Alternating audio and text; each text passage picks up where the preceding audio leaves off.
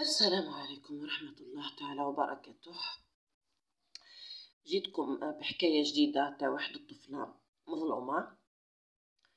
الطفلة هذه كانت فاتنة الجمال، وعلى فكرة بركية قصة واقعية، نجيب لكم قصص واقعية بحلة تسمى باش ما نقيسش أهلها الحقيقيين.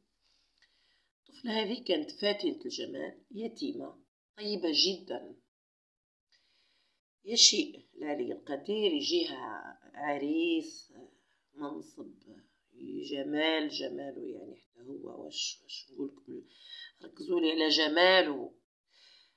مع الأول من الوهلة الأولى ثاني تبدأ تبان رجولته فحولته، لما يهدر تقول لي الدنيا وتزازة من وراه.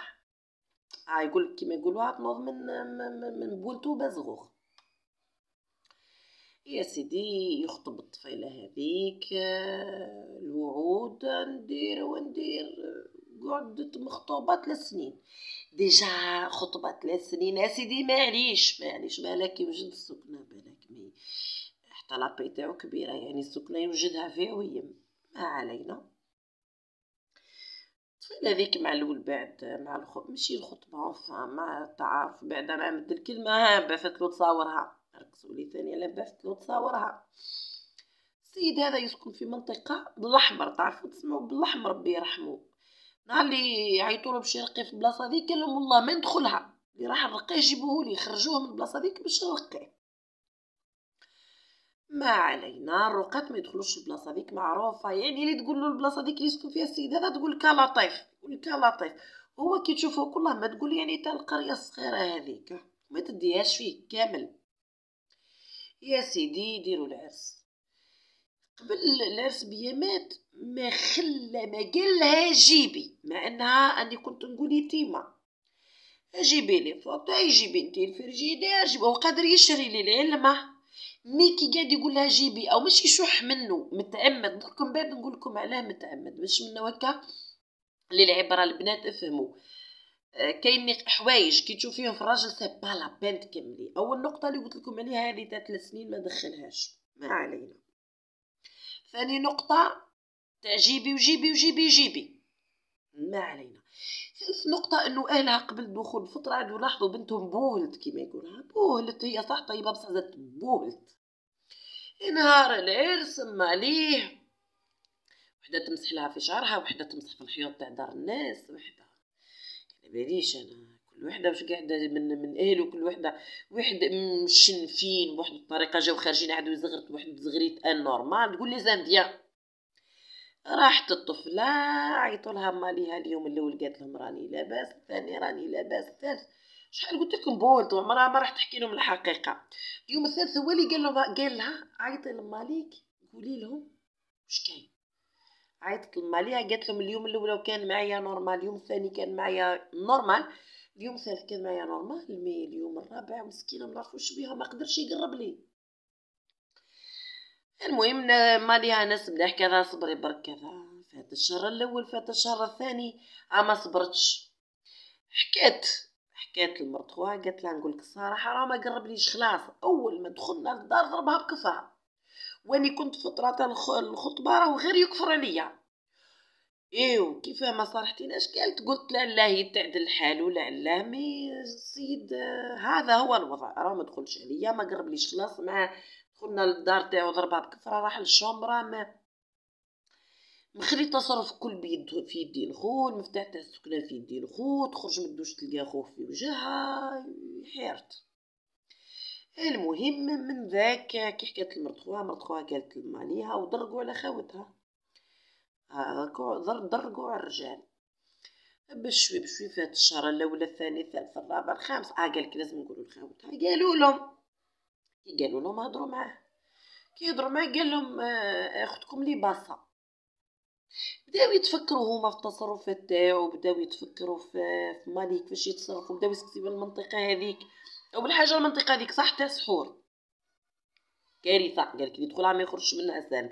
يعني كي رحنا كي راحوا معاها العرس ورجعوا، يعني تحيري كيفاش خرجوا منها، يعني صحاح ما هبلوهاش كيما هبلت هي.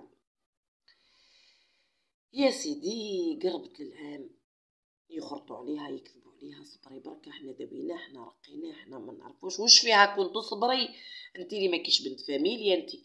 المخلوقة جات لدار ماليها ضيفة، هما حطوا قدامها صورة البقرة، هي نعتذر بالشينوية وصوت غريب صوت راجل، هي تسمع صوت لذان هي تدرق على وذنيها وتتحول وتهضر واحد اللغات تقول ما نعرفو نقرات. بشوي جابوا الرقات من النافع ربي. يقول لهم كي يهضروا معاه قال لهم بنتكم هي اللي مريضة. ما علينا. كاين واحد هكا يسكن جيت السيد هذا يخي بالصدفة تلاقى بخوها سقساه قال له انت سقسيك السيد الفلاني، قال له اوب كيفاه مديتوها له. السيد هذا معروف هو مجموعة تاع شباب في المنطقة سلوكاتهم وقال له سبحان الله ربي يصلي على رسولهم كيفاش تقول سلوكاتهم انورمال. قال له انعم هيه راهم شواذ. السيد ما كان حب يخليها في دارو وتصبر وتتحمل ويهبلها بشوي بشوي يجيب الرجال ليه ليها يزربوا اهلها يسمعوا الخبر هذا ويزربوا يجيبوها. حطوها في الطلاق. بالفعل راهم معاها مسكينة مع الرقات دركا ما نعرف.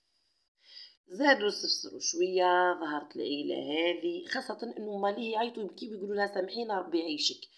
كي استفسرت وسقسات ظهروا ماليه قبل ما تجي سحروها باش يدبدبوها ما تشكي لماليها لا حد يعرف بقصة ولده غير كي ما هبلتش ولا ما انتحرتش. نسيتكم نقطة كانت مسكينة كي تلبس ولا تعدلي غير منها حط روحو مرا كيفها وش يدير كل مرة بوش يشاليها كل مرة وش يصب عليها. منات رجعت لماليها راهم مع الرقات حتى مسكينة الجمل تاعها ما بقاش ممكن من السحر ممكن ما نعرف من السلامات ربي يشافيها. خلاصته يا البنات اللي طول عليك في الفترة تاع الخطبة اللي يقولك جيبي راهو متعمد باش ما تقدريش تعاودي ترجعي لدار ماليك، اللي تشوفيه ما يقربلكش لازم السمانة الأولى ترجعي ما كانش منها هذه تاع لا جيب لي سيرتا فيكا اللي راك لاباس بيك نكمل معاك ما تجيبليش يا ولد الناس نو انت في حالك وانا في حالي. ان شاء الله تكونوا استفدتوا وديتوا العبرة يا البنات انه الحالة وصار ما يعجبش. نتمنى انكم ديتوا العبرة شاوروا والديكم في كلش ما تفهموش نتوما مع الرجال في الامور تاع الرجال واللي شاور الكبير يمنع. ومن الحكايات نأخذ العبر. شكرا لكم على بخوشة ان شاء الله.